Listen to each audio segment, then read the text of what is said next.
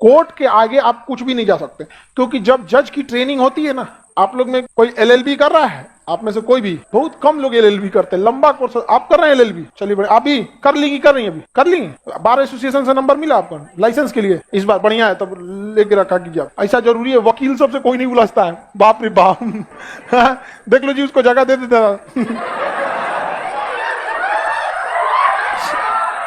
नहीं, वकील लोग के पास भी देखिए, इस देश को आजादी दिलाने में वकीलों ने बहुत हेल्प किया था। जिन्ना तो खैर अपना आजादी कौन सी देशे लेके चल गया, लेकिन था तो वकील। समझिए वकील का पावर, देशे नोच के लेके चल गया। गांधी जी क्या थे? वकील। जवाहरलाल नेहरू, सरदार पटेल, भीमराव अम्बेडकर साहब, वकील।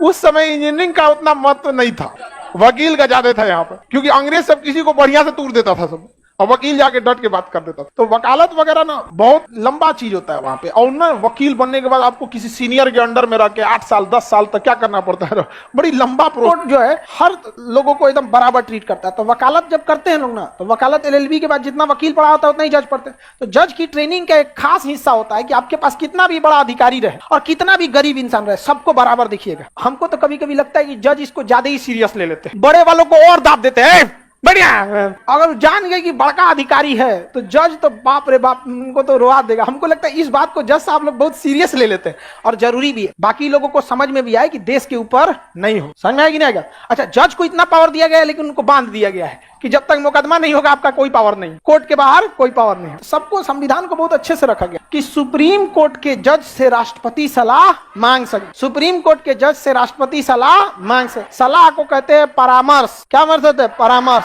अंग्रेजी में एडवाइस। क्या कहेंगे? एडवाइस।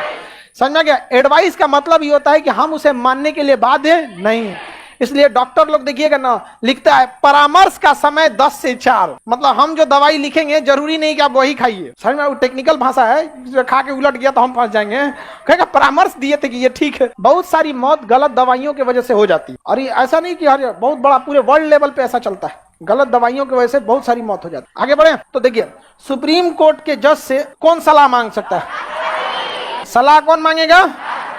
राष्ट्रपति। लेकिन सुप्रीम कोर्ट का जज उसे क्या सलाह देगा, यह सलाह मानने के लिए राष्ट्रपति बाध्य नहीं है। सुप्रीम कोर्ट ने सलाह दिया कि ठीक है राष्ट्रपति जी ऐसा कीजिए तो देश के लिए ठीक रहेगा। राष्ट्रपति कहेगा ना, हमको तुम्हारा सलाह पसंद नहीं है। कितना बेइज्जती होगा उसका, और बेइज्जती, अखंड बेइज्जती। अगले दिन अखबार पे छापेगा सब फ्रंट पेज में, सुप्रीम कोर्ट को आईना दिखाएं राष्ट्रपति। यही सब तो छापता है सब पहला पेज पे, ऐसा जहरीला छाप देगा सब जिसका कोई हद नहीं। समझ में आ गया कि नहीं आ गया? पूरा का पूरा छाप देगा सब, उल्टा सीधा कुछ भी छाप देगा। दिक्कत हो गया। इसलिए कहा गया है कि अगर राष्ट्रपति सुप्रीम कोर्ट के जज से सलाह मांगते हैं तो जज उन्हें सलाह देने के लिए बाध्य नहीं है। कह देगा कि ये मेरा काम नहीं है, आप वकील रख लीजिए, एक से एक वकील है, हम आपको सलाह नहीं दे सकते। तो ना सलाह मानने के लिए राष्ट्रपति बाध्य है, ना वो सलाह देने के लिए। अब तो दोनों का बराबर हो गया। समझ में आएगी नहीं गया? तो दोनों अपना डिस्कस कर सकते हैं, किसी कोई दिक्कत? तो बहुत पावर, सुप्रीम कोर्ट को पावर देना जरूरी है। अगर नहीं दीजिएगा तो एक वही संस्था है जहां आपको वहां डर लगेगा, बाकी किसी जगह से डर नहीं लगता है। किसी कितना भी बड़ा पावरफुल आदमी हो, कितना भी बड़ा क्रिमिनल हो, कितना भी बड़ा पॉलिटिशियन हो, कुछ भी हो, सुप्रीम कोर्ट में किसी की नहीं चलती, क्योंकि उनकी ट्रेनिंग का हिस्सा है कि सबको एहसास दिलाओ कि हम भारत के लोग, आर्टिकल 14 विधि के समक्ष समानता, आ जाओ तुम कुछ पहने रहो आप। अच्छा देखिएगा, आम आदमी से ना, साधारण व्यक्ति से जज आराम से पेश आते हैं। आईएएस अधिकारी, आप पीसीएस, आईजी डीआईजी चल गए तो उनको अच्छा से नापेगा, कपड़ा तुम्हारा ऐसे है, बहुत अच्छा से खातिर कर देते। आगे बढ़ जाए तो वो लोग भी तो आम आदमी और बड़े आदमी को अच्छे से ट्रीट करते रहते, किसी को कोई दिक्कत। सुप्रीम कोर्ट अपनी निष्पक्षता का बहुत ध्यान रखते हैं। सुप्रीम कोर्ट अपनी वैकेंसी खुद ही निकाल लेते हैं। सुप्रीम कोर्ट के वेतन में कटौती नहीं कर सकते हैं, उन्हें वेतन संचित निधि से दिया जाता है। वेतन में तब तक कटौती नहीं होगी जब तक वित्तीय आपात न लग जाए। अब जब वित्तीय आपात लग गया है तो सबकी कटौती होगी। तो सुप्रीम कोर्ट भी सबसे बड़ा अलग तो है नहीं, वहां अपना हर चीज, इवन की बिजली सप्लाई सुप्रीम कोर्ट अपना अलग लेता है। सुप्रीम कोर्ट में जो बिजली की सप्लाई आती है ना, उसका फीडर अलग होता है, उस डायरेक्ट आता है, मतलब ग्रिड से, मतलब जो सब स्टेशन होता है उसके बाद उसकी सप्लाई जाती है, उसका ट्रांसफार्मर वगैरह सब अलग रखता है। वो अलग बात है कि उसका कंजम्पशन ही इतना ज्यादा है कि अपना ट्रांसफार्मर रखना ही पड़ेगा, लेकिन उसका हर व्यवस्था अलग रहता है। सुप्रीम कोर्ट हस्तक्षेप कोई नहीं कर पाता। अभी तो सरकार और सुप्रीम कोर्ट में पूरा टसल चल रहा है यहाँ पर। सुप्रीम कोर्ट में लेके चले गए थे सरकार कुछ रूल से, दोनों लोग आपस में क्या हो रहे हैं, टकरा रहे हैं यहाँ पर।